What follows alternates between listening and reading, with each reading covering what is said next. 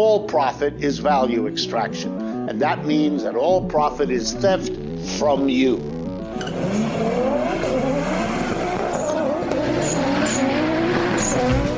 Corporate America is on welfare, and we've got to get them off welfare.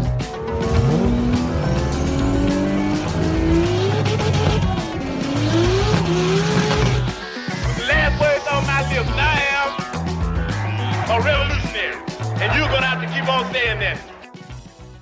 Welcome to Cars and Comrades, your favorite car communist podcast.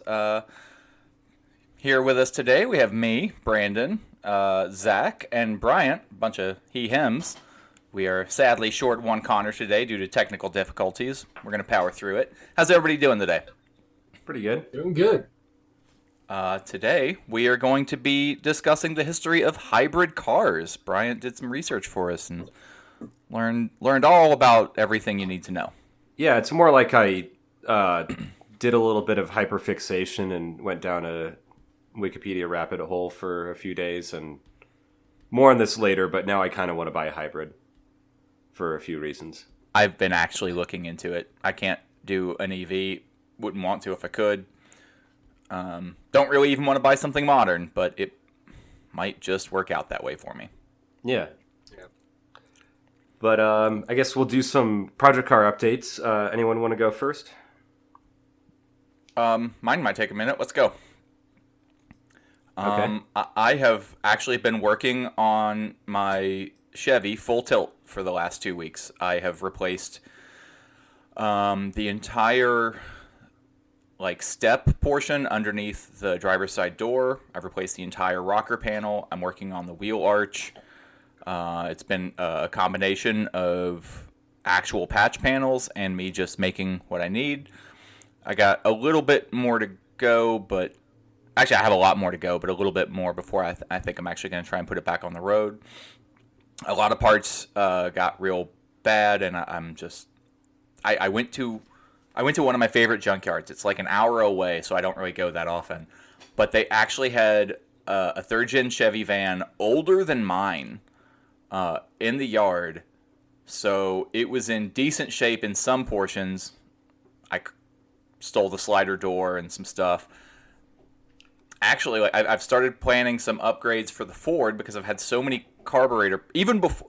So I've spent my last 2 days, yesterday and this morning, working on my 73 Ford, which also, fun thing, was I went to go fucking renew my registration and realized that I've been wrong about what year my Ford is for 2 years.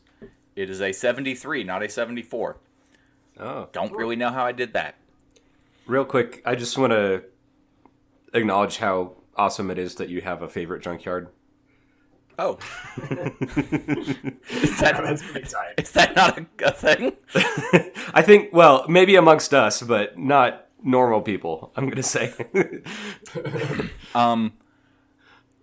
The guy really likes stuff from the 60s and 70s, so he won't scrap any of it. He'll when he told me once that when scrap prices were really high, he got rid of everything from the 90s. So there's just this weird area in the yard buried sort of in the back that's really overgrown. You really want to go in early spring or late fall.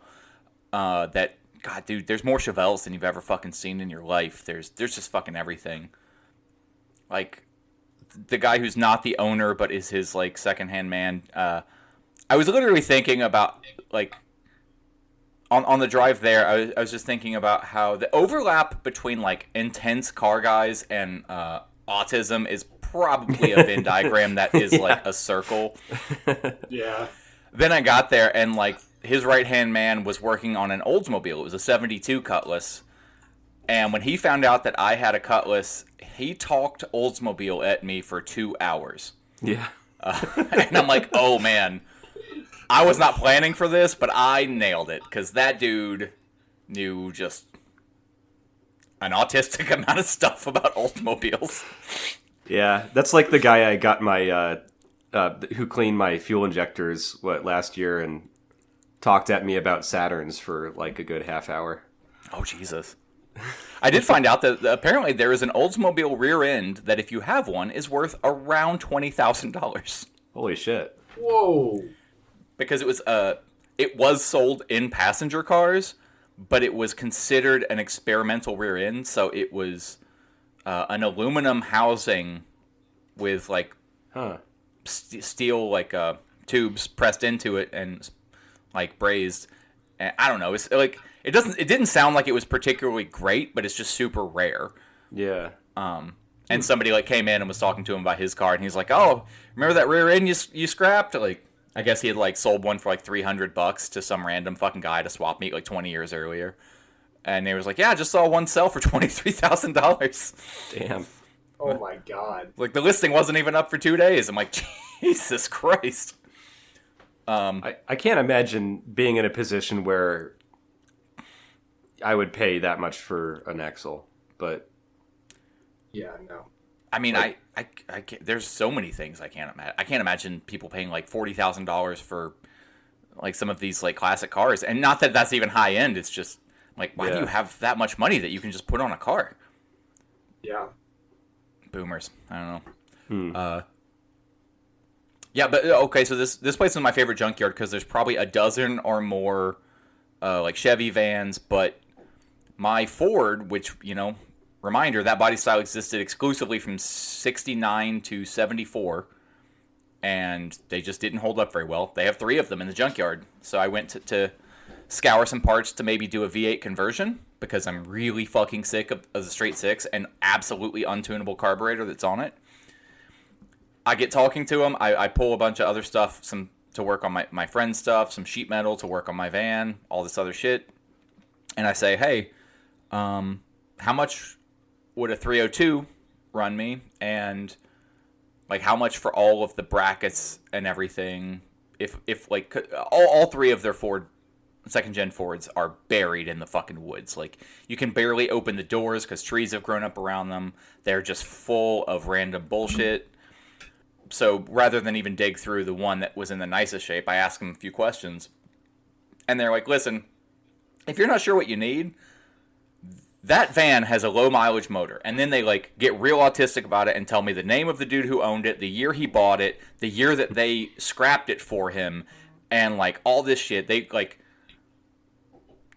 he didn't tell me the mile down to like the specific mile, but within 1,000 miles he told me the mileage of the motor, and it's like under 40,000 miles on this motor. Wow. And I'm like, well, okay, well, so how much? And he says $300. And I'm like, holy fuck, with all the brackets and everything. And he's like, listen, I don't know what you need, and nobody has ever given a shit about that van. So just bring a trailer, and we're going to cut the front half of the van off for you from the engine forward, and you're just going to take it all, and then you definitely have anything you need. And I'm like, okay. You're selling me half of a van for $300. That's ridiculous, both that you're doing that and that I'm excited to buy half a van. But I will take it. Yeah. Because I finally like got to dig around in one of the V8 vans, and yeah, it's just different than mine. I need a different doghouse, different brackets. I doubt that the oil pan is anything too special, but like a regular 302 car oil pan won't fit on it. Shit like that. So I'm not rushing to go buy that because I'm not trying to start any more projects and I'm already like knuckle deep in. But I grabbed some stuff for my Chevy, have gotten back to work on that. I am now, I got to put in one more patch before I'm going to start doing the Bondo and sanding. And then I got to buy a bunch of shit to paint, which I'm both looking forward to doing and dreading spending all of the money that I'm about to spend on shit to paint. Because I can't imagine I'm going to spend less than $1,000. Because I got to fix my air compressor, buy guns, buy paint, learn what the fuck I'm doing, all that shit. But it'll still be cool. I'm excited. And that's taken a lot of time. Because fitting patch panels is a fucking headache. Cutlass. Oh, got new tires on the Cutlass. Found a nice set of what is apparently the biggest size tire that will fit in the Cutlass without any modification or rubbing. Which I got real lucky because I was ballparking it. So I went and just found some random fucking Facebook Marketplace ad that I don't even have Facebook, but they had the name of the shop that they were located at listed in the ad, and I'm like, I can just show up and buy these? Fuck yeah. So I went and got new tires. It was $100 for the rear pair, 120 it was, with good tread. So that was sick. So yes, I have been working my ass. This isn't even including work I've been doing for other people in their cars, because a couple of people in the neighborhood and a couple of friends have needed help with stuff. So I have been very busy, but I think that sums it up pretty well, because I am mildly pressed for time today because I have to do more to the Ford. I took almost the entire dash on the Ford apart to eliminate rattles and like all this shit. I swapped out my seats. I flip-flopped the driver and passenger side because the driver's side is broken, and I did not realize how uncomfortable it was until I finally swapped them out earlier today. It's fucking miserable. Like, I think my back is going to thank me after this next 350 mile drive. Yeah. Yeah, dude, I think I said I spent the whole fucking morning getting my carburetor torn apart and put back together. Finally got that fixed and running. So it's been a very productive few weeks on my end. My bank account hates it, but all my cars are doing great. Cool. And that's me. Who wants to go next? Brian, what have you been up to this past week? Or two, sure. or three? Whenever the last time we fucking recorded. Yeah, it's been a while. Not a whole lot. Basically, the only thing I've done is swap the summer tires onto my Subaru. And it does drive a lot nicer now that it's not got, 3 feet of sidewall and kind of knobby treads. And so I've been enjoying driving that. It the what do you call it? Less inertia of the, lighter weight wheels and tires has less inertia, so you notice it accelerates a little bit easier. Or maybe that's just me. And more on this later, but I was looking at different, hybrid cars for sale that I might get. And, the 0 to 60 time and the power to weight ratio and that kind of thing. And, a lot of them, like, on paper, my Subaru has good power, good acceleration. But I've got the Cobb Access Sport thing, and one of the things it'll do is track your 0 to 60 time. And I'd never done that before. So last night I was like, I'll give this a shot just on a, empty back road or whatever. And I only got I think it's rated from the factory at 6.3 seconds, 0 to 60. And I got about 7.5 seconds.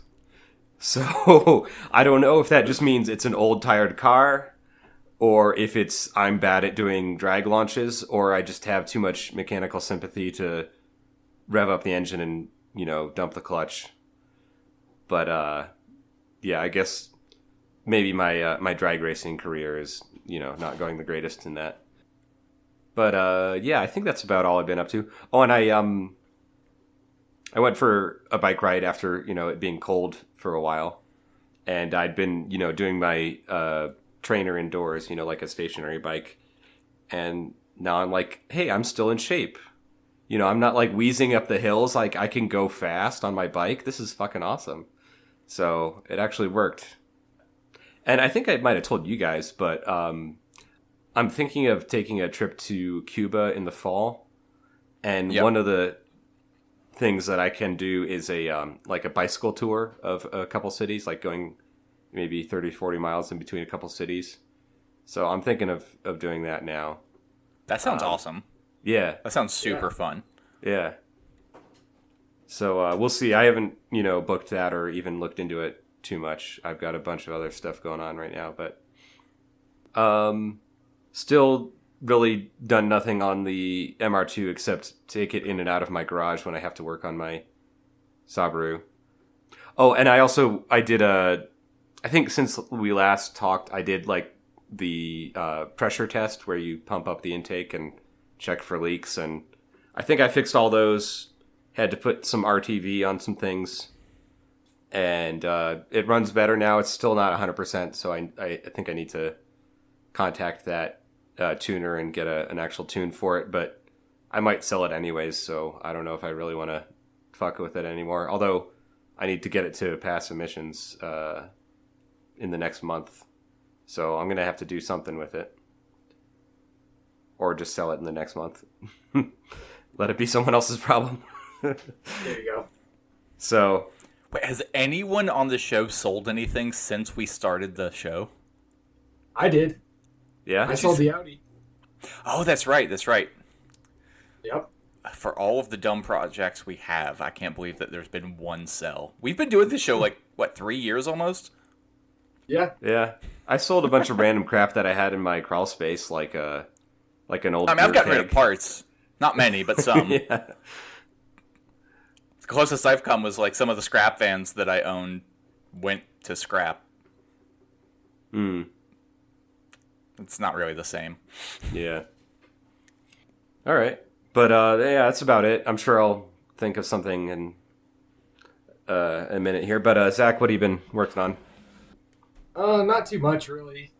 Just been enjoying driving my pickup, my 97 250. It's been going pretty good. No major issues other than it's a diesel, so it's got a plug in the front of it to plug in the block heater.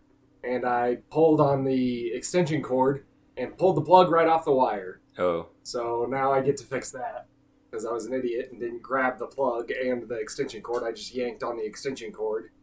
And yeah, that plug just came right off. So I'll have to fix that sometime soon, but it's warm out now, so it's been starting up just fine in the morning without the block heater.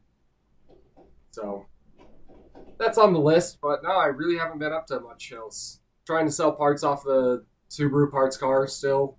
I actually had a guy that was supposed to come out on Saturday to look at the parts car because he was going to buy the whole thing. And I was like, hey man, if you want to take the whole thing off my hands, I'll give you everything I have left for it for $500. Like, I just don't want it to be my problem anymore. And I need to get rid of it. And he was like, okay, yeah, sure, I'll come check it out. It's on a trailer, right? And I was like, no, it's not on a fucking trailer. What makes you think it's on a trailer? And then he just stopped responding. So he, I guess he wanted it to be trailered to his place. And I was like, I mean, if it was on a trailer, we could talk about it, but I don't know why you're assuming it's on a trailer. Like, I never mentioned anything about that. So, yeah, I don't know. That guy is wanting something for nothing, I think. And so I didn't really think it was going to go anywhere after he asked if it was on a trailer, and then he stopped responding. So I was like, okay, well, I guess I'll hang on to it for a little while longer now, see if I can sell a few more parts off of it. And then I am planning on moving here in the next month or two, so I have to have it sold by then. So if you want a Subaru STI shell, hit me up. If this is out before I get rid of it, I will give you a very good deal on it. If you say you're a listener to Cars and Comrades, shit, man, I might just give it to you. Because I don't want to deal with it anymore. And you've already made back your money on it, right? Yeah, I definitely have made back my money and then some. So I'm also probably going to sell the long block out of it now because I have another car, so I'm probably just going to build the motor that's in my WRX currently because it can be down for a while. I don't have to drive it like daily. So if you're looking for an STI long block, I've got one of those. And again, if you're a listener, I will hook you up on that shit. Yeah. And if you're a listener and want to buy a Subaru, let me know. Yeah. I'm not selling anything. Fuck off. Not my MO. Well, yeah, that's about it for me. I haven't really been doing too much. Just enjoying having a running, driving vehicle. Yeah, that's really nice. That's one reason why I'm like, maybe I should get a hybrid rather than messing around with all these vacuum lines and bullshit. Yeah. It's kind of why I haven't. I'm ready to swap the transmission and the Cutlass like whenever, but it runs and drives right now, and it's just so hard to take it off the road, even if it's just for a few days.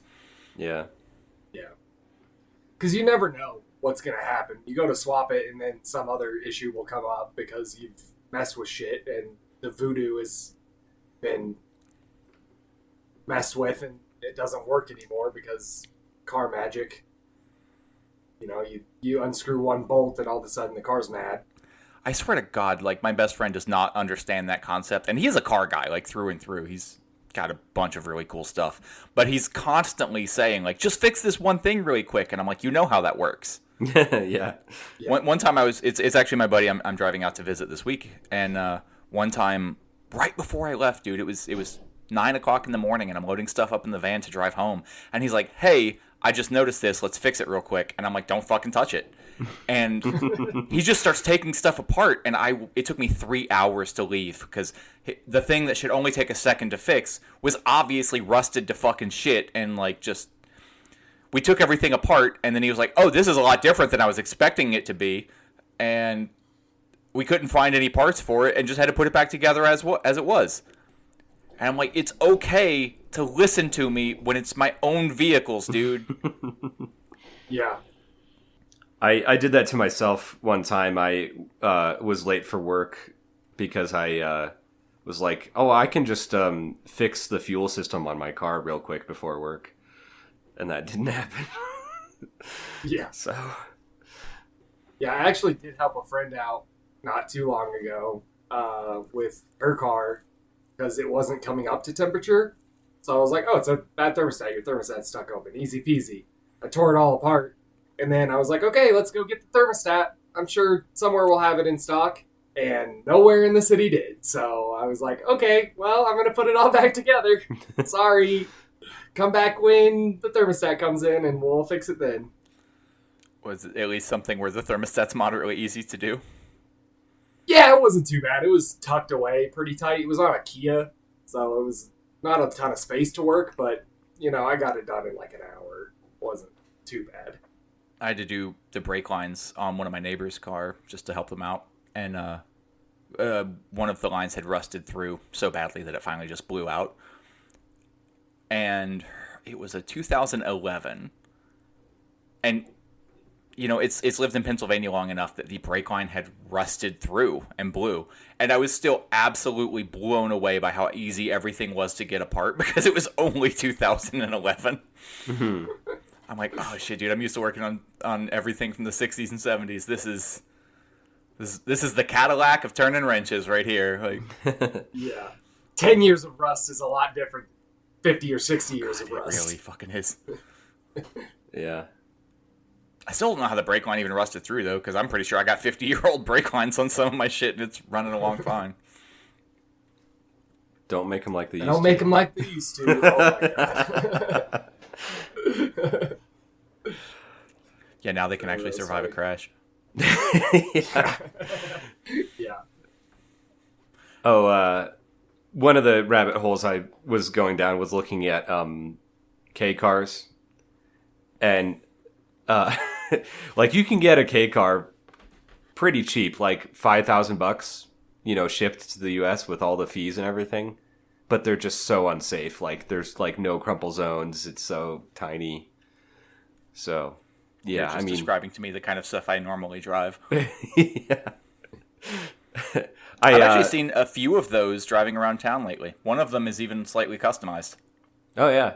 Oh yeah. Yeah, I know someone that has a Subaru Sambar microvan.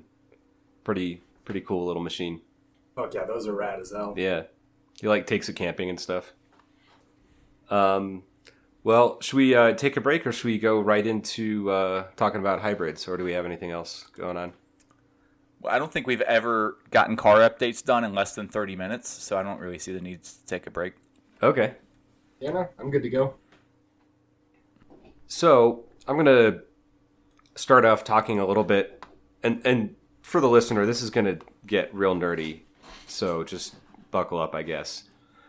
I'm going to talk a little bit about the different types of hybrids, and then I'll go into sort of the history of hybrids, and then some of the more modern ones, and if we have time today, which we probably don't, this might be a two-parter, I'm going to talk a lot about the Chevy Volt, which is what I'm thinking about driving or buying myself, and sort of like what makes it interesting and special and why I think everyone should be driving one. Maybe not everyone, but lots of people.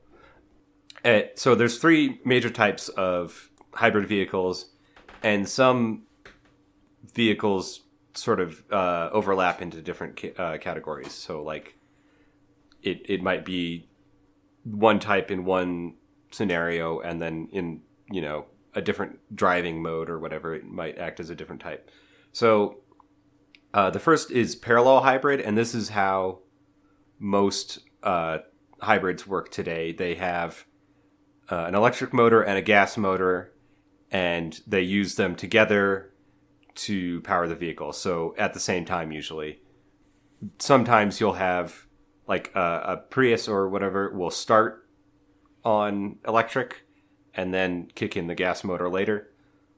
And sometimes like the Honda Insight, the first generation, it'll have the gas motor running all the time and use the electric motor as sort of a boost to give it a little bit more power. And a lot of hybrid cars today are a mild hybrid, and that basically just means you have a smaller electric motor that is not only used to like start and stop the engine, so like the engine will stop at a stoplight and it'll start up again really quickly when you need to move. So basically you just have an electric motor that's, you know, like on the flywheel that is like usually your alternator and your starter motor, and gives you a little bit of a boost in certain situations. And then the other type of hybrid is a series hybrid. And that is when you have an electric motor that drives the wheels all the time and a gas motor that runs a generator to power the batteries, basically. And there's a few vehicles made today that are like that. The BMW i3 with a range extender.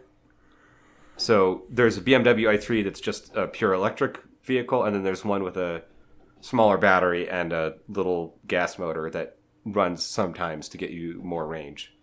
And then what I'll be talking about later, the Chevy Volt, fits into this category some of the time, although it can act as a parallel hybrid some of the time.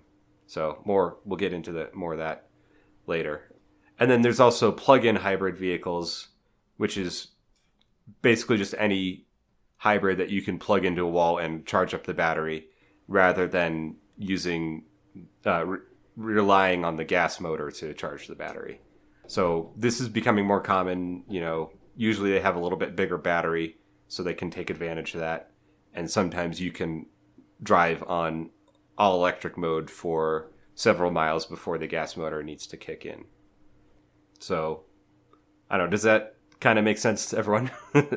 Yeah, so far. Okay. Yeah. I didn't realize that like a lot of that was formal distinctions, but I knew that some used electric motors to actually drive it. Well, a gas and the electric motor to drive it, and that some effectively used a gas generator to power the electric. Yeah.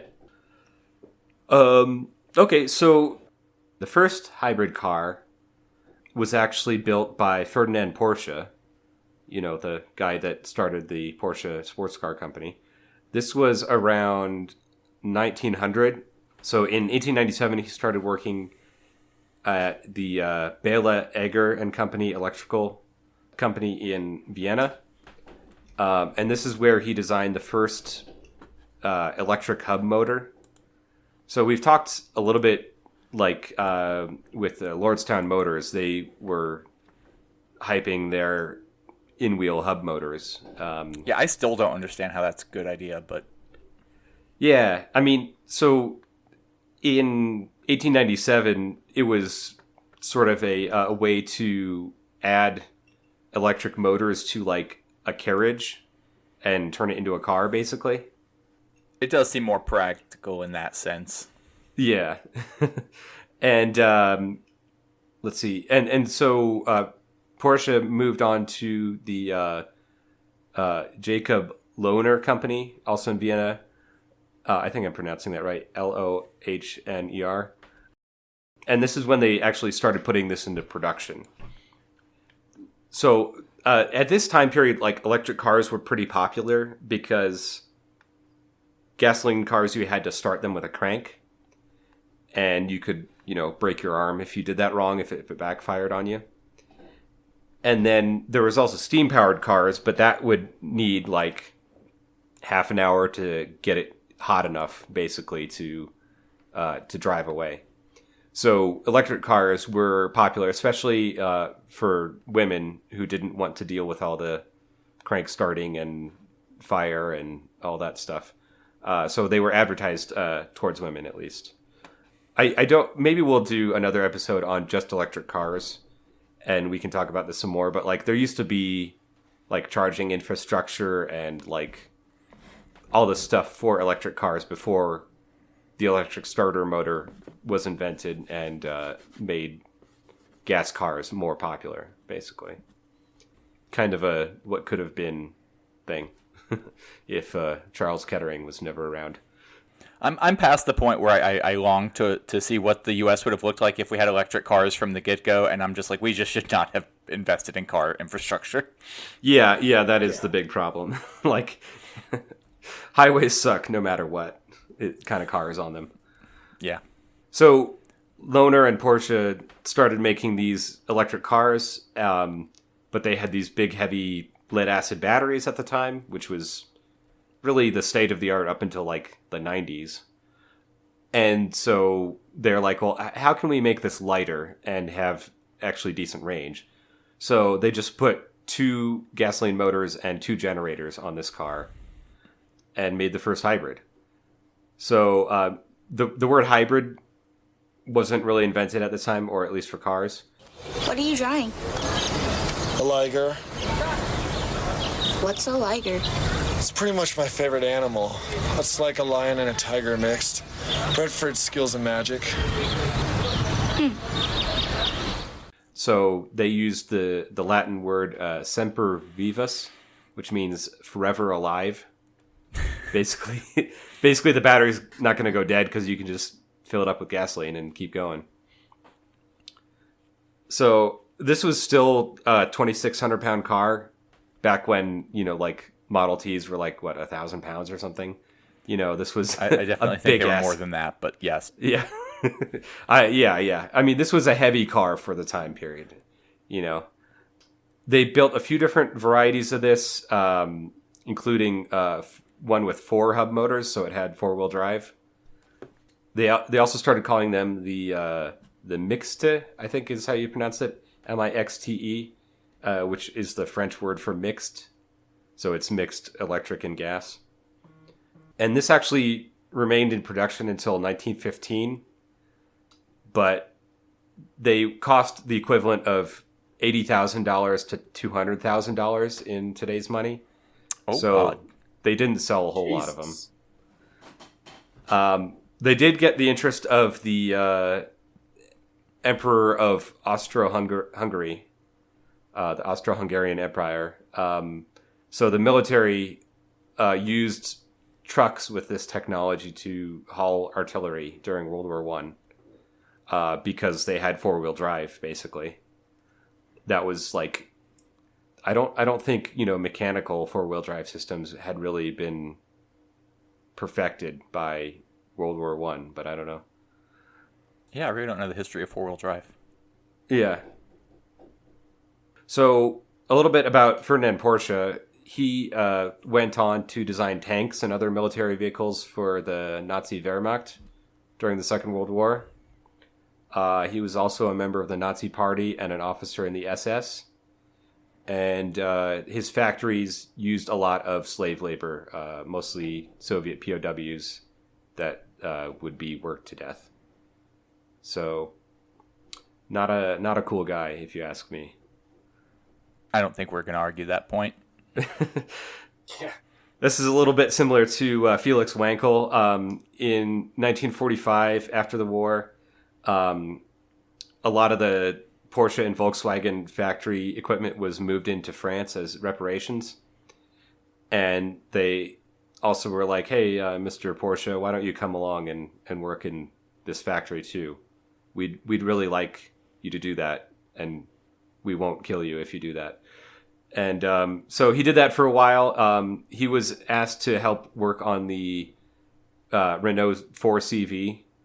And then it says, which led to serious conflict with the recently appointed head of Renault, the former resistance hero Pierre Lefaucheux. So basically, this Antifa super soldier guy was like had to work with this fucking Nazi Wehrmacht SS dipshit, and they got in arguments, as you could imagine. They could have given them the Boeing whistleblower treatment. And... Yeah.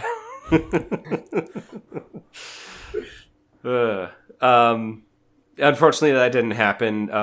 Basically, there was some bureaucratic mess that caused the factory to shut down. And let's see. Also, at one point, he was imprisoned as a war criminal. Basically, his family had to like ransom him out of French jail. They're like, yeah, if you give us enough money, we'll let this war criminal go. It's fine. God, I hate that. I hate that so much. Yeah, that's terrible. Yeah. So going back to 1917, General Electric designed a prototype of the first diesel-electric locomotive. Now, So- what country are we in? Like, what country's army was he a general in? This is in the United States. Badumtus. Yeah. So this is still used on the majority of locomotives today. Most are diesel electric. And this is when you have a big diesel engine that turns a generator, and then that electrically powers motors at each of the drive wheels, or drive axles, I should say. And that is an advantage over like steam trains, for one, because it's much more efficient. A diesel engine is a lot more efficient than a steam engine, just thermodynamically. But then also, instead of having those big long crossbars that link all the drive wheels together on a steam train, you can just have electric motors at each axle, and you get much better traction that way without all the reciprocating mass and weird linkages and shit like that. Now, the reason that they were first adopted in the U.S. is because train yards, like where they were switching, trains moving cargo between different lines and whatnot, they had what they call switchers or switching engines, which is basically just like a little tug steam train, a locomotive that you would use to move trains or train cars around the yard and link them together and stuff. And those put out a lot of pollution and smoke from the, burning coal. And since train yards tended to be in the middle of cities, people are like, oh, I don't like all this smoke and ash falling on my house. NIMBY bullshit. Yeah.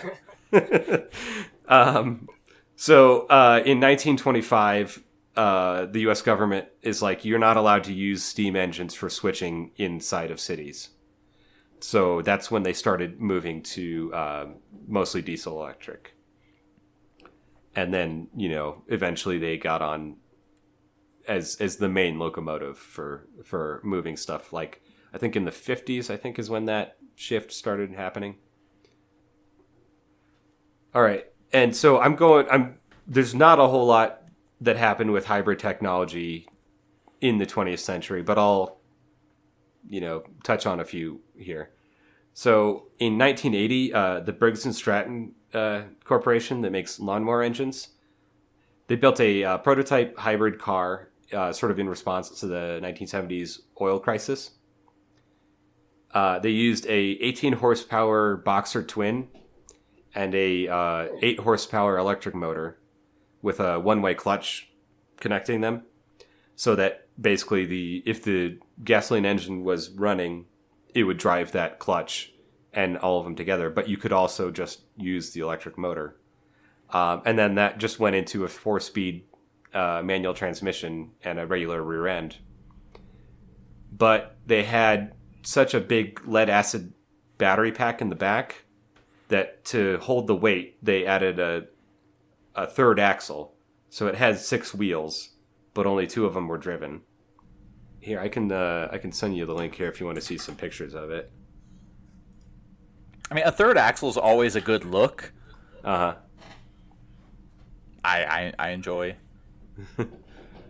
Yeah, it's pretty funky looking. I think they used like a bunch of like Volkswagen and Datsun body pieces to like make this car. It's a little strange.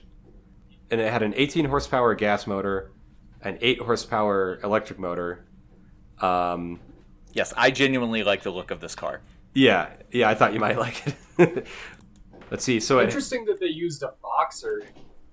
yeah, Is there any particular reason for that? I think that was the biggest engine that Briggs and Stratton made at the time.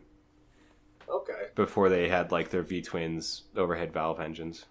I think this is a flathead engine also. Gotcha. Why? I mean, okay, Briggs and Stratton, but Yeah. Let's see. So it could go for up to 45 miles on electricity alone. Top speed was 68 miles an hour. And I couldn't find too much information on this, but it said that it only got 30 miles per gallon. I think that's when it's on gas only. But you'd think a hybrid with only 26 horsepower would have better mileage than that, but that is hauling a lot of weight though. If they had to Yeah. add an extra fucking axle just for that. yeah. And when you factor in that, like, 10 or 15 years ago, hybrids were still making like 40. Right. I mean, I think a little bit over that, but still, for this being the 80s and new technology, 30 seems feasible.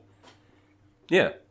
So the first mass-produced hybrid electric car was actually the Toyota Prius, which came to market in Japan, a little bit before the U.S. in 1997. And just because I'm a nerd, and also whoever wrote this Wikipedia article is also a nerd about grammar. So some people will say Prii as the plural of Prius, but that's grammatically incorrect in Latin. The correct is Priora. Oh, I call them Priapode. I mean, honestly, you can call them whatever you want. I don't really care.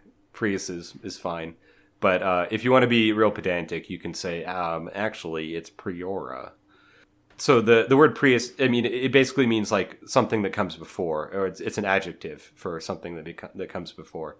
So the idea is that it would be like the first hybrid car that would sort of inspire all these other hybrid cars in the future, which it kind of did. Yeah, that tracks.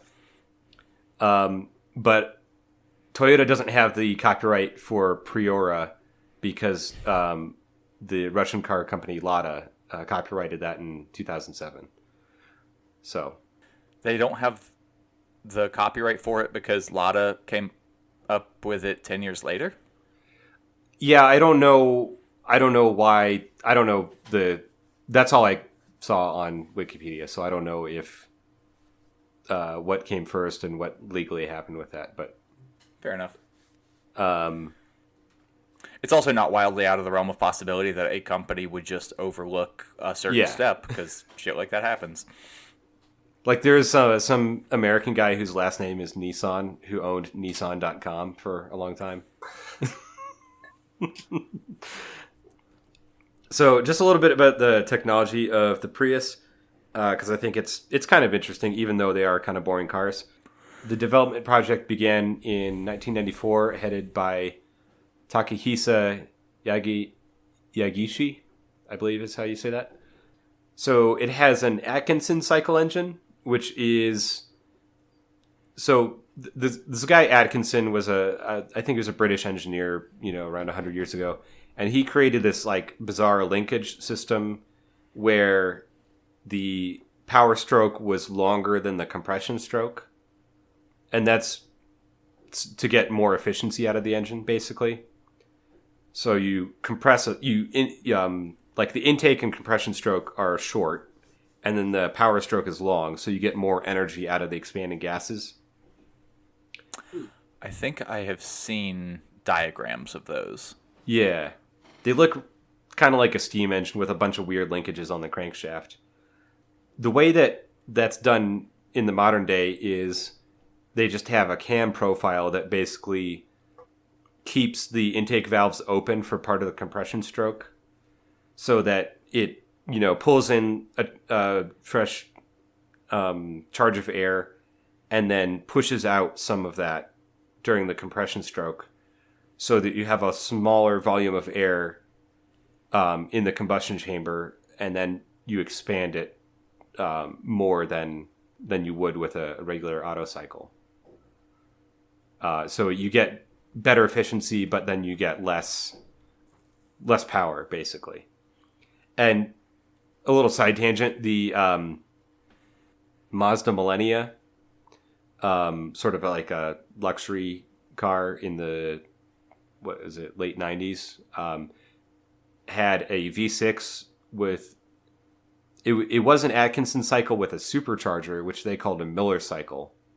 So basically, it keeps the those intake valves open longer because the supercharger is pushing air past the valves during the compression stroke. And so basically you can get better efficiency and better power out of those. They're pretty interesting engines. I'm not sure why it was only Mazda using that technology, but yeah. So it has the Atkinson cycle engine, a planetary gear, continuously variable transmission, which I'll get into that in a second, a permanent magnet AC motor, and nickel metal hydride battery pack. So this is like the same chemistry that's used in like rechargeable batteries, like AA batteries that you buy at the store to power your remote or whatever. And it was only 1.78 kilowatt hours, the battery pack, which is about like 5 times smaller than I think the Prius battery pack is today. It was a little bitty thing, and they decided to try and keep the battery, like the life of the battery pack, increased by using only a certain percentage of the capacity. So they designed all the software and everything to keep the battery no lower than 40% charged and no more than 60% charged. And then the idea is that it would just last longer. So they had to design a motor controller that used, like big heavy duty transistors to like switch the DC from the battery into AC power for the motor. And they borrowed technology for the Shinkansen bullet train for this. The gas motor makes 70 horsepower on the first generation Prius, and the electric motor is 44 horsepower and 258 foot-pounds of torque. Just from the motor, that is. And an updated version arrived in the US in 2001. That was the first Prius that we got here. It was rated at 52 miles per gallon city, 45 highway, and 48 combined. And so I'll try and explain how a planetary gear set works for a continuously variable transmission. But I'll also put in the show notes some videos that explain this in more depth. I'm interested to see how you're going to try and explain this, but yeah, if you're curious how planetary gear sets work, just fucking Google it. Yeah, you really need like a visual aid to understand this. It's pretty weird. So, planetary gears have been around for a while. Like, they've been used in bicycles and automatic transmissions and all kinds of stuff. And the reason they're called a planetary gear set is they have 3 things, one inside the other. So in the middle is what they call the sun gear, and it's just a regular gear. And then around that, you usually have maybe 3 or more planet gears that are meshed with the sun gear. And they're connected, their axles, I should say, are connected to each other with what's called the planetary carrier. And then on the outside is a ring gear, which is like a gear that's inside out with the teeth facing inwards. And so all of these mesh together, and you have them rotating on their own bearings. And in an automatic transmission, the way that it works is using brakes to usually stop I think it's the ring gear, or let it go. And that changes your gear ratio. Does that sound right? I don't know. Do you guys know about how automatic transmissions work? No matter how much I read about automatic transmissions, they don't make any more sense. Yeah. Yeah, I cannot put it together in my mind. It's a hydraulic computer, and that's all you need to know, because that's the most that it can ever possibly make sense to your average person. Yeah. Yep. Yeah, just if you don't want to go through a lot of diagrams and videos and stuff, just it's magic, and just leave it at that. Yep. So you can use a planetary gear as a transmission like that, like 2-speed transmission. Most automatic transmissions, they stack up several of these to make, a 4 or 6-speed transmission or whatever. You can also use them as a differential. So I believe Subaru's, their center differential is a planetary gear set. I didn't know that. Yeah. And so what that does is you can either have 2 inputs and 1 output, or 1 input and 2 outputs. So I believe on the Subaru you can either have like a power source connected to like the ring gear, the planetary gear, the planet carrier, or you can have one of those be the output. So it can act as, so basically as you speed up one motor, it changes the gear ratio for the other motor. So that's how it becomes a continuously variable transmission in the Prius. Is you have the main electric motor is attached to the ring gear of this planetary gear set. The second smaller electric motor is attached to the sun gear, and the engine is connected to the planetary carrier. So you can, by varying the speed of the main electric motor is connected with a gear to the wheels through a differential. So basically, whenever the vehicle is moving, the main electric motor is moving, and so that can be used to drive the car or do regenerative braking. And then the gasoline engine can be either stationary or running. And most gas engines have an RPM, a speed that they're most efficient at. So this transmission is trying to keep the engine at that most efficient speed. And it uses the second smaller electric motor connected to the sun gear to either speed up, slow down, or reverse to change that gear ratio to keep the engine running at its optimal speed for whatever driving conditions you're doing and how much power you need. And then it can also, depending on how you do things, act as a generator to top off the battery with the smaller electric motor and the planetary gear set running at a certain speed. So that's a little bit complicated. Just look at some diagrams, watch the videos, and I promise it'll make some sense. But I just thought that's a really clever idea, and I don't know why it doesn't get used more. I don't know why there's not... Every automatic car should be a hybrid as far as I'm concerned. But I'm sure there's reasons why that's not the case.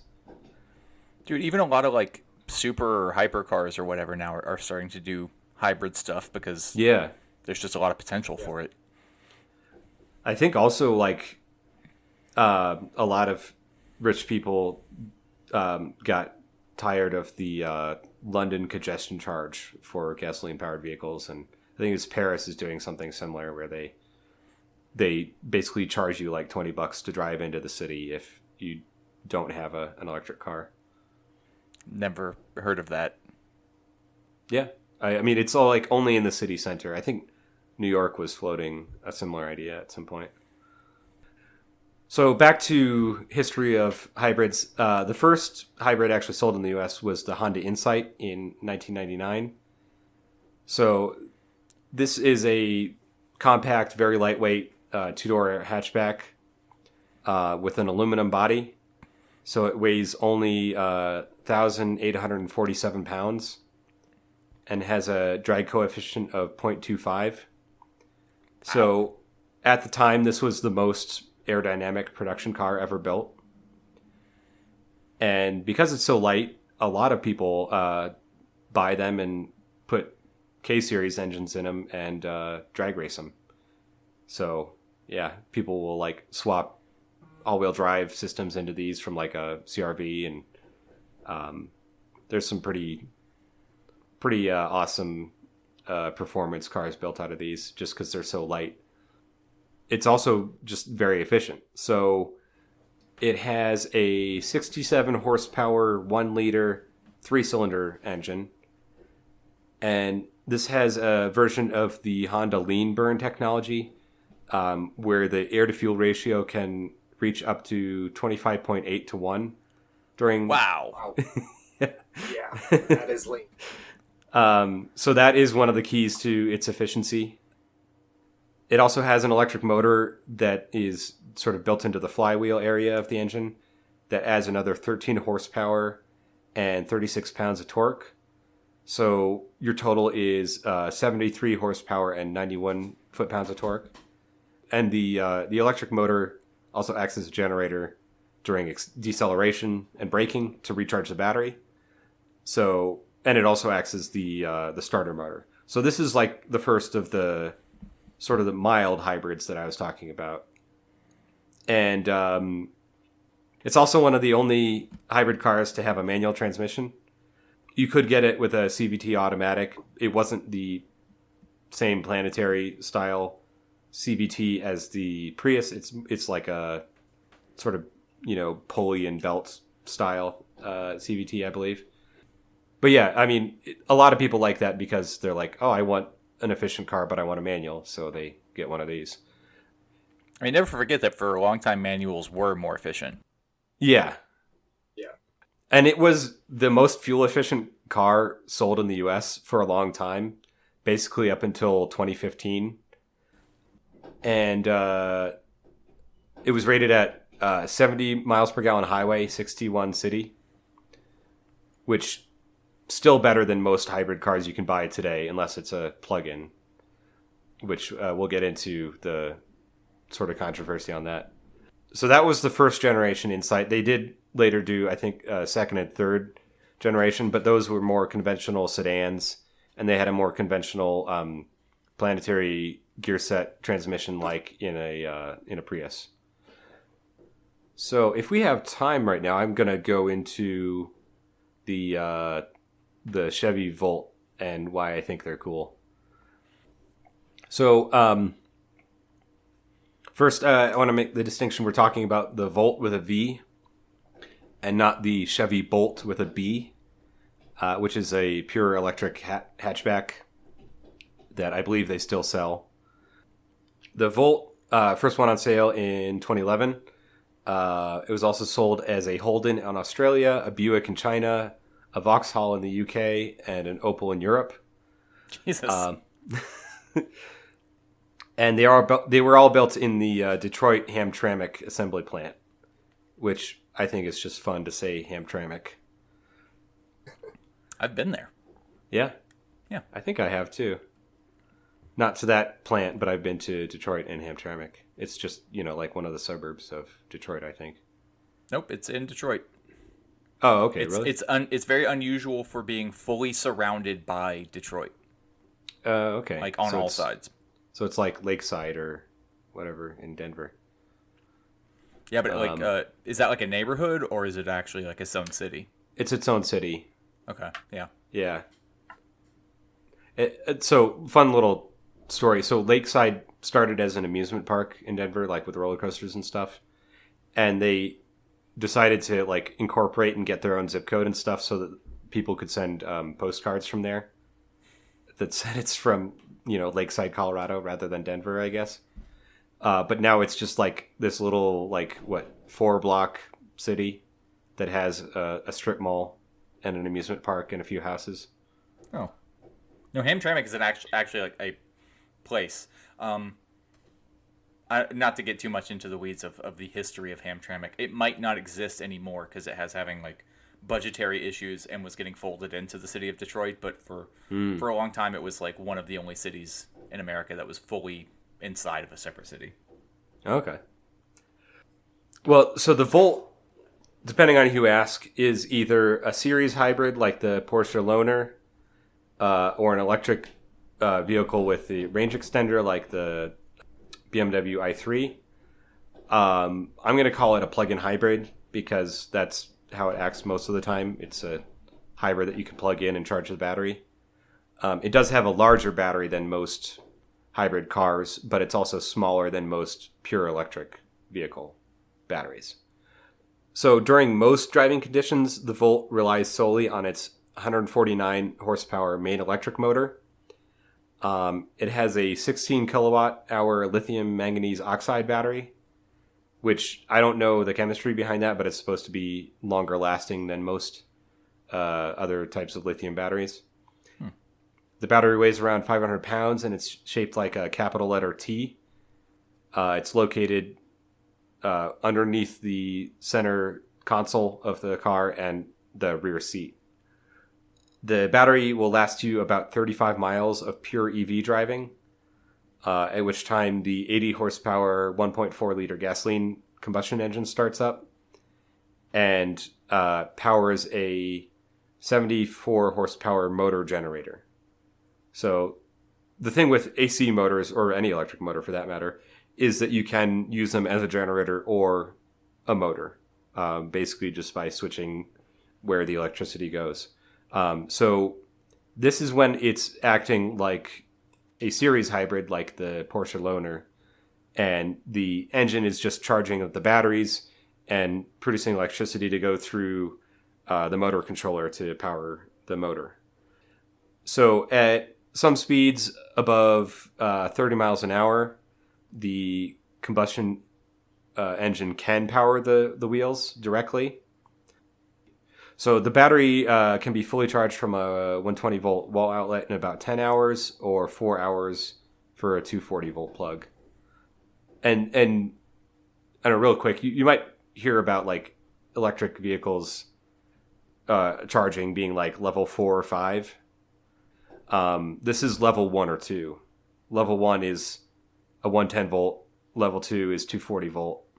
So this is not a lot of power going into the battery at any given time. Wait, so how many amps is like a level 4 or 5? I don't know. I think it's like... I think the volt one is like 3 kilowatt hours, and those are like 100 or something like that. Oh, wow. A lot of batteries are measured in a unit called kilowatt hours. So a kilowatt is power. It's 750 watts to 1 horsepower. And it's basically saying, you know, it can put out this much power for 1 hour and until it's depleted or whatever. But the way, like, if you're a real physics nerd, that, like, notation might bother you, and you might want to use joules as a measure of energy, which would make more sense and have fewer letters in the acronym. But for whatever reason, the industry standard is kilowatt hours, and that's what I'll use on this. Also worth noting, like, I think the average e-bike battery is like a few hundred kilowatt hours, or excuse me, a few hundred watt hours, I should say. So like 400 to 700 watt hours. Most electric cars are around like 80 kilowatt hours, so like 80,000 watt hours. So like, I think I've said this before, but you know, the average electric car battery pack, you could make several hundred e-bike batteries out of that same battery pack. And a Volt battery pack could make a few dozen e-bike batteries, depending on how you slice it up. Let's see. So the way that the drivetrain works on a Volt is different than a Prius. The combustion motor and the 2 motor generators are connected in series by clutches, so that basically you can decouple the motor, you can decouple the combustion engine and use only the single motor to drive the wheels, the two motors, or all three together. And it really only uses all three at speeds above 30 miles an hour because the engine is not going to be in its optimum RPM range, except when you're moving somewhat quick. Yeah. Because you basically have a one-speed transmission, and there's only so many speeds that works at. Actually, I lied. It's actually a two-speed transmission because in between the two electric motors is a two-speed planetary gear set that acts like a two-speed automatic transmission. They kind of overbuilt this thing. It was sort of their production prototype. So all the combustion engine and the two electric motors combined would make 303 horsepower. Respectable. Yeah, but it never gets that much power to the wheels at any given time. You're limited to 149 horsepower. Oh, that's like... And 273 pound-feet of torque. So, like, it does have decent torque off the line, I will say. So the curb weight is around 3,800 pounds, depending on the options. So it has about the same power-to-weight ratio as a Suzuki Cappuccino K-car. 0 to 60 acceleration takes 8.8 seconds, about the same as a 1962 Corvette Stingray. So I think that shows how far Corvettes have come more than anything. So you can drive on electric only for about 38 miles before the gas engine kicks in. And then if you're just running on gas only, you'll get about 37 miles per gallon. And that's kind of where the controversy lies between the General Motors marketing department, the EPA, the different government agencies, trying to figure out what qualifies as miles per gallon on this thing. Because Chevrolet was like, well, obviously we're going to do the test with a fully charged battery, and then it gets 100 miles per gallon. And they're like, no, we're not going to do that. Yeah, I was wondering like what the metric was for that, but if that's what's going on, then it makes sense, but it's still bad and wrong. Yeah. And to some degree, I believe that the Volt was built to fit into like electric vehicle, like tax incentives and that sort of thing that they were looking to give tax incentives to electric cars that had a certain amount of range. And they're like, well, we have a gas motor that gives you more range. So it's, 400 miles of range, electric car, never mind that gas motor. But they were trying to compete with Tesla at this time, basically. Oh, so one thing about how they're sort of overbuilt is the battery is actively cooled and heated with its own coolant loop. And it's programmed to maintain a state of charge between 30 and 80% to increase reliability.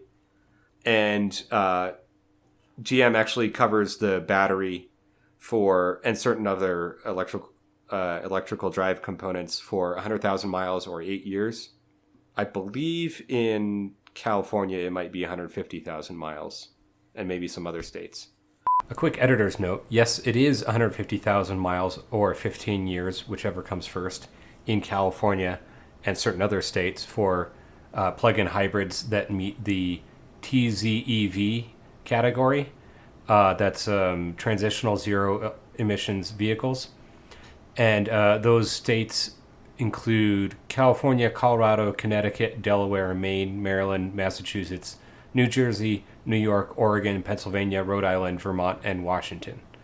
So I'll put an article in the show notes that has some more information on how to identify one of these cars. It's not just any plug-in hybrid. It has to meet these emissions guidelines, and you have to buy it in and reside in one of these 11 states.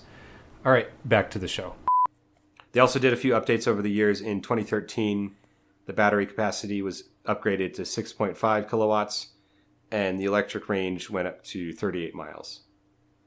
So that is the first generation of the Volt. In 2013, they decided to make a Cadillac version. So this was called the Cadillac ELR, or Electric Luxury Roadster. It had an MSRP of $75,000, or $35,000 more than the Volt that it's based on. And I'm not sure what that compares to the Chevy Cruze, which it also shares the same chassis with. Despite being a two-door coupe, all that luxury means the ELR weighs 4,000 pounds. So it's like 200 pounds more than the sedan version. And this one is programmed to use all the both the electric motors and the combustion engine at once during sport mode. So it can, the 2016 model made 233 horsepower and 373 pound-feet of torque. So that means it has a power-to-weight ratio similar to a Ford Crown Victoria, and a 0 to 60 time of 6.4 seconds, which is pretty similar to a stock WRX or a 2007 Escalade, for context. Oh, that makes me sad. Yeah. If it makes you feel any better, the Escalade's got like 3 times the displacement to accomplish that. Yeah. And so I haven't been able to find too much information on this online. I came across this guy who is saying that he can reprogram the Volt ECU to make it think that it's a Cadillac ELR, and you can get up to 240 horsepower out of it. And then I think that brings the acceleration down to around 7 seconds for the Volt from 8.8. I haven't been able to find confirmation of this. It's just some guy on some message board saying this. I sent him some messages and he said, "Here, join my secret Facebook group. Here's the link for it." And so I, clicked join group request. That was like over a week ago. I haven't heard anything back, so I'm not in the secret Facebook group yet. I'll update you if I ever hear back from this guy. But this is kind of what got me interested in the Volt, of like, maybe it would be cool to own one if I could have 240 horsepower in it. Yeah. And I was also kind of thinking, if you could find a Volt that's like a salvage title or been in a wreck on Copart or whatever for like a couple $1,000s, you could turn it into a Lemons car with this hack. And then, if nothing breaks, which is a big if when you're, putting almost 100 extra horsepower into it, then, you'd have decent power and, in theory, good mileage, which is good for endurance racing. So just an idea out there.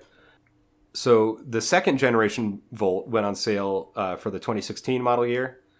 It had a whole bunch of upgrades. In fact, I don't think they share very many parts at all. They upgraded the battery so that the all-electric range is 53 miles. I think up from, 38? And the fuel economy in gasoline-only mode is 42 miles per gallon. It has a larger 1.5-liter combustion engine with an aluminum block that makes 101 horsepower, is able to run on regular 87-octane gas. The first generation, you needed premium for it, although I've heard people just running 87 and it's fine. And it's not like you're using a whole lot of gasoline anyways. They kept the total system power the same at 149 horsepower, but they increased the torque to 294 foot-pounds. And it uses a combination of 2 smaller motor generators to make this power. One is 117 horsepower and one is 64. And if you add that up, it's like 180 or something. So they are still underrating the power. It could make more. And it also has 2 planetary gear sets this time. So not only does it have the same one that acts as a 2-speed transmission, but it has one that is more like a CBT, like the Prius. So it has more more latitude, more flexibility to run in different modes and get more efficiency in different conditions. So with all these upgrades, the second generation Volt is 250 pounds lighter than the first generation at around 3,500 pounds. So this gives it a similar power to weight ratio of a 2010 Prius and a 0 to 60 time of 7.4 seconds, the same as a 1972 Chevrolet Camaro Z28. Killing me, bud. And I've heard of some people getting as good as 7.1 second 0 to 60. I think maybe that depends on the year and the option and conditions and all that. That same guy that said he could get 240 horsepower out of a first gen Volt is saying he can get around 200 horsepower out of a second gen. Still haven't seen confirmation of if that's real. But I mean, I'm sure if you use both the electric motors and maybe the combustion engine at the same time and, maybe put a little bit more juice than it's expecting, you could do that. So I think a couple years ago on the show, I talked about going to a local dealership and test driving a first gen Volt. And at the time, I didn't really like the interior and it felt a little bit heavy and underpowered. And I was like, yeah, this isn't for me.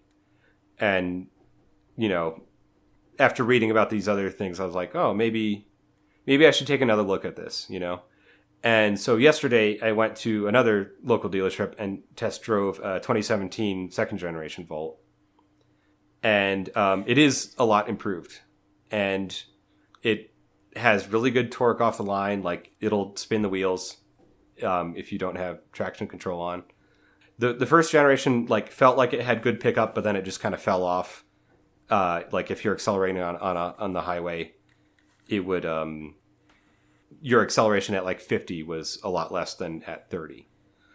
And I also like the interior better on the second generation. It's more like a normal car. It doesn't look like a spaceship. It's not trying to be weird and funky. I mean, it still has the LCD instead of a gauge cluster, but yeah. So I am kind of actively shopping for a second gen Volt right now to replace my Subaru, because in real world conditions, it accelerates just as fast as my Subaru. And it is a little bit less practical. It's a little less roomy. The rear seat, I sat in the rear seat just to see, and I barely fit in it, and I'm not a big guy. So, and I almost hit my head on the door jamb getting in there. So, it's a little bit cramped. Also, I don't know why the first gen had a little window underneath the main window, kind of like a Prius, where you have a little bit extra visibility in the rear. So, or like a Honda CRX. So you have your sloped rear glass window, and then you have a vertical pane that's sort of just a thin, not very tall rectangle that's long underneath that gives you a little bit better rear visibility. The second gen does not have that. I'm not sure why. And as a result, it has really bad rear visibility. I mean, at least it does have a backup camera, but it's kind of annoying. Maybe it's an aerodynamics thing. Maybe they didn't want to have that extra window in the hatchback or whatever. But yeah, so I'm on the market for a second gen Volt. I'd really like a blue with the brandy colored interior and the premium package, because I like the wheels on the premium package, and because it comes with all the electric gizmos like radar cruise control and lane keep assist, and I think some years even have automatic parallel parking. So I don't know if I would use all those, but I haven't driven a lot of newer cars, actually, because I drive what I drive. Mm-hmm. Lane keep assist is one of the most infuriating features I have ever driven in a car with. I hate it so much. It's much. horrible. Okay, I've never used it before, so So annoying. maybe I'll it would like it doesn't feel intuitive, dude. It kind of fights you when you're actually driving. It more or less wants you to not be driving. Yeah, I mean, I have heard that on the Volt, it's a pretty low-tech version of this, and basically it'll like bounce you between the lines, like a bowling ball or something. To be sure, I did not drive a high-end car that had that. Yeah. I just found it very frustrating because when you start getting near the line, the steering wheel auto corrects, and I'm like, no, I'm driving this car. Leave me alone. Yeah. My brother's girlfriend has a Volkswagen Tiguan that has the like automatic braking. It kind of saved us when we were driving in it because we were backing out of a parking spot and someone came, flying through the parking lot at like 40 miles an hour, almost ran into us, and it put on the brakes and stopped us from backing out all the way. I think features like automatic braking and lane keep assist are not intended for people who enjoy the driving experience, and it's like right. It's very much a just get you where you're going sort of feature. But yeah, I had to drive like 100 miles in something that had that, and it was I had to like figure out how to turn it off. It was just too much for me. Yeah. One thing I also liked about the second gen Volt is it has like a little, it has a regular Prindle shifter, like a, just a regular shifter like is in a Malibu or whatever, that goes from park to reverse to low. There's other ones in between. What is it? Park, reverse, neutral. Are you just saying it's not like a dial Neutral, or a drive button? low. Yeah, no, it's just a regular center console shifter. And if you put it in low, it engages the engine braking or the regenerative braking with the electric motors. And basically that means it's like you let off in a regular gas car and you use engine braking. It's similar to that, except that power is going back into the battery. And it also has like a paddle on the steering wheel that you can press for more regenerative braking. And you can use that to like fully stop the car. And so you can do basically one pedal driving where you're only using the gas pedal and you don't have to touch the brakes hardly at all in, stop and go traffic or whatever. I feel like every now and then the draw of good fuel economy makes me want to buy something modern, and then I have a conversation like this and realize that that is not what I want. I don't want any of this. Well, you can also put it in drive and then it'll just coast. It doesn't engage the regenerative braking unless you hit that paddle or the brake pedal. But yeah, I like the way it drove. So like I said, I'm thinking about buying one. For a first generation, you can get them like, I've seen them as low as like $4,000 or $5,000 for ones that have a lot of miles on them. Second gens start around like $7,000 or $8,000 and go up to like $25,000 if you have like no miles on a 2019 with all the options. 2019 is when they stopped making them. Although I think they still make the Buick version in China. But yeah, most of them are around like 12 to 15 for a decent second generation. And that's kind of the range I'm looking at. Another quick editor's note. A lot of listings that you find online include that $4,000 federal EV tax credit. So they'll say, it's only $10,000, but actually it's $14,000. So, look out for that in the fine print, and you might have to actually call the dealership to get the real price. Yeah, I don't know. Capitalism is sneaky like that, I guess. All right, back to the show. I don't know if I can find the blue one with the premium package and the everything that I'm looking for that price, but I'll be looking. And, I'm not sure if it's worth it to get one that's still under warranty for the battery.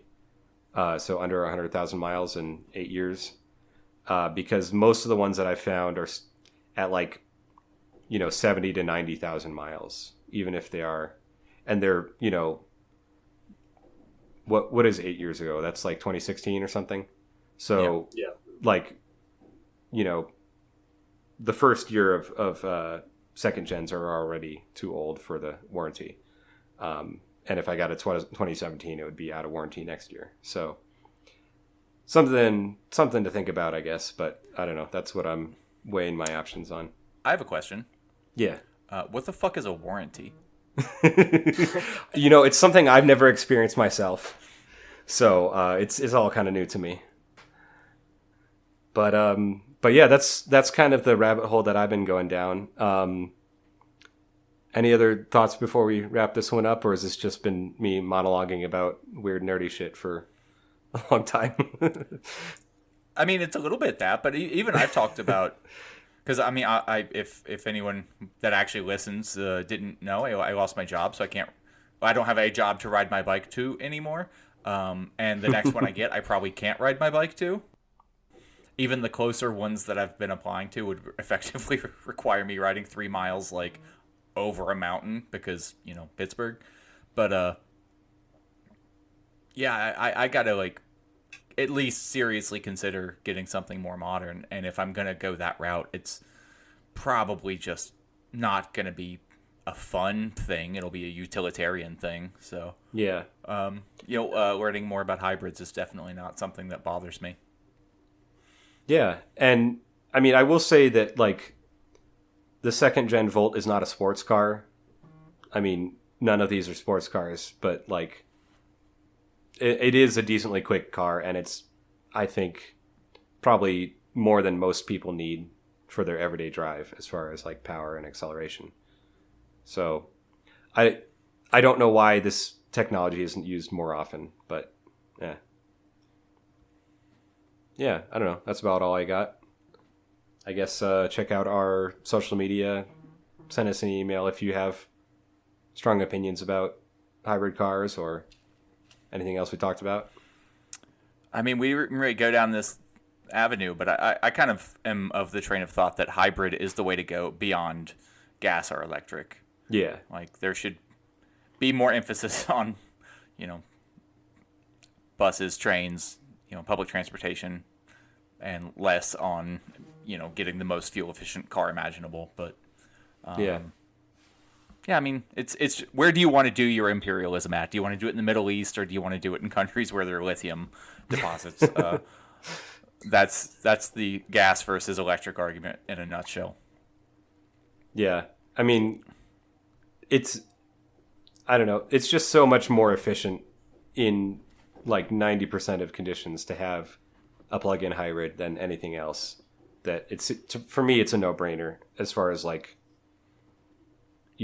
energy usage and everything. So one thing I forgot to mention earlier is I had this idea that turned out someone else had this idea before me.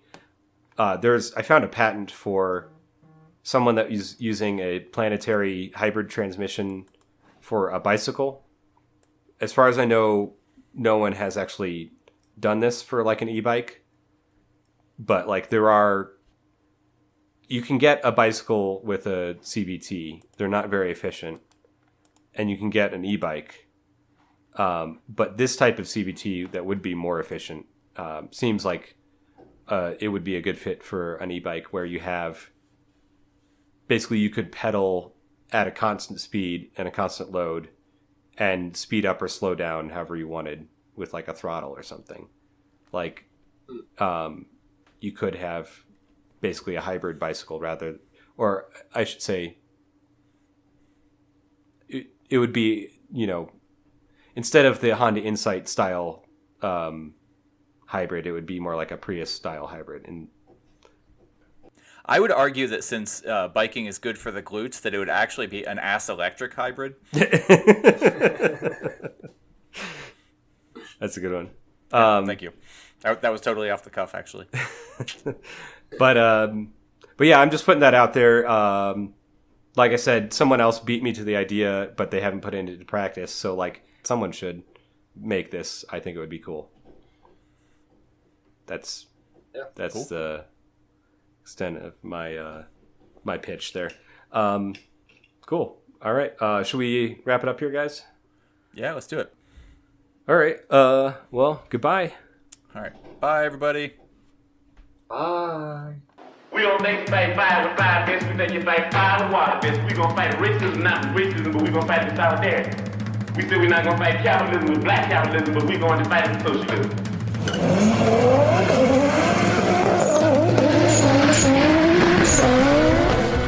Amazingly, or not so amazingly, Cuba's crime rate is one of the lowest in the entire hemispheres. Oddly enough, it seems that when people have their basic human needs met, they're less likely to commit crimes. My calculations are correct. When this baby hits 88 miles per hour, you're gonna see some serious shit. The free market mythology, it argues that the most ruthless, selfish, opportunistic, greedy, calculating plunderers, applying the most heartless measures in cold-blooded pursuit of corporate interest and wealth accumulation, will produce the best results for all of us. Through something called the invisible hand. What are you smiling about? Dude, I almost had you.